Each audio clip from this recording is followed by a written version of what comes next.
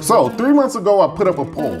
The poll was only able to be seen and answered by people who have lived and worked in the US all of their lives, then retired to the Caribbean islands. Today on Passport Kings, I'm going to give you the top 10 Caribbean islands to retire to.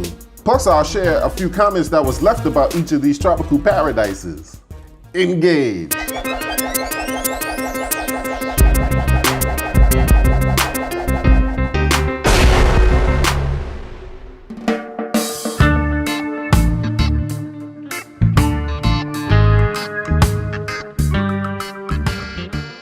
My name is Rockland. I'm a travel advisor. I make Passport Kings travel videos to inform, review, and excite you about vacation destinations and other travel-related information. If this is a topic you like, consider subscribing to Passport Kings and ring the bell so you can be the first in to know when I upload new content.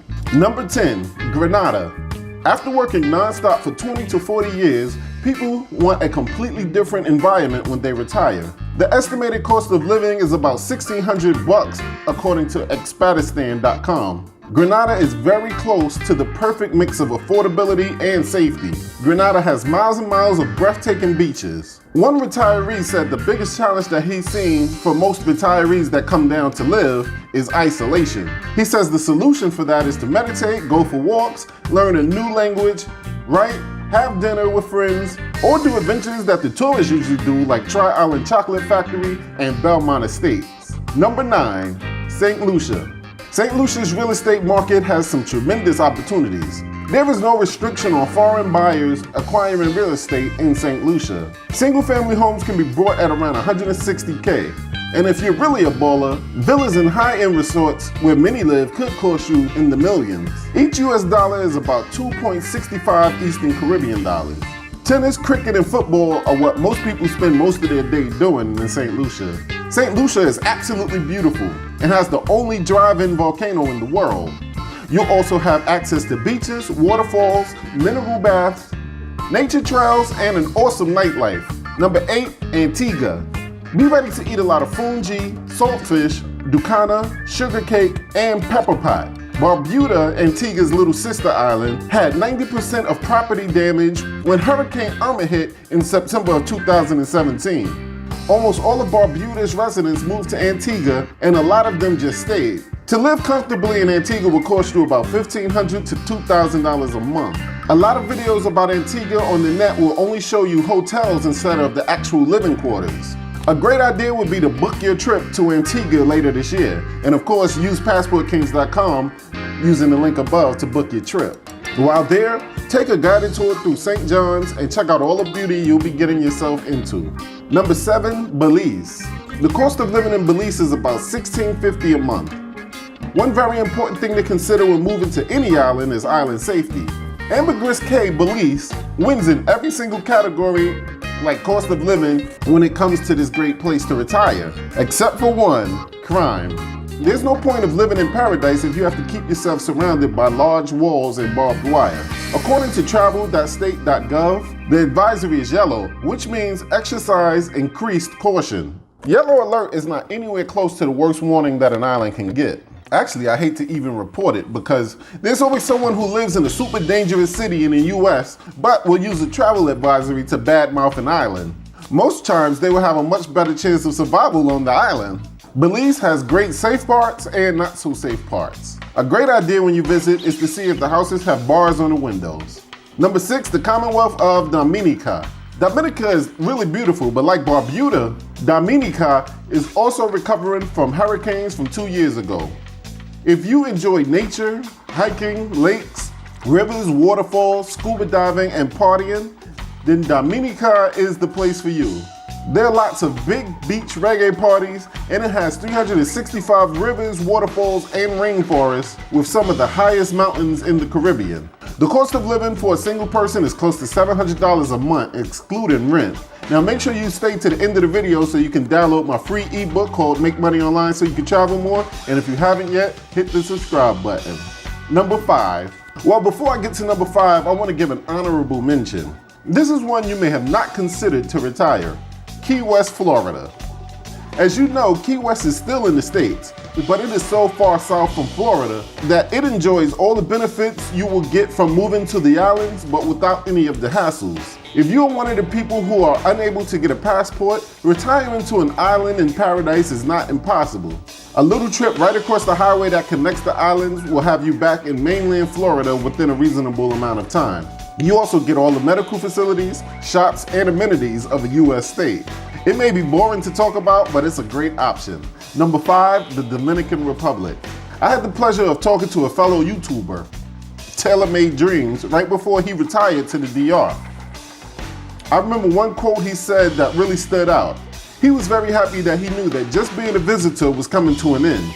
When I asked him what do he think he would be benefiting the most, he said while down there, he finally started to feel happiness again.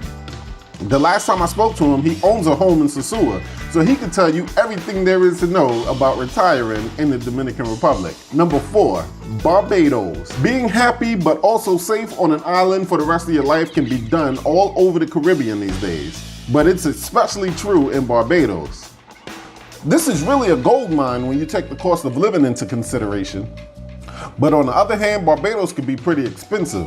The cost of living hovers around $4,000 per person. On other islands, you could support a family of 4 on this type of money.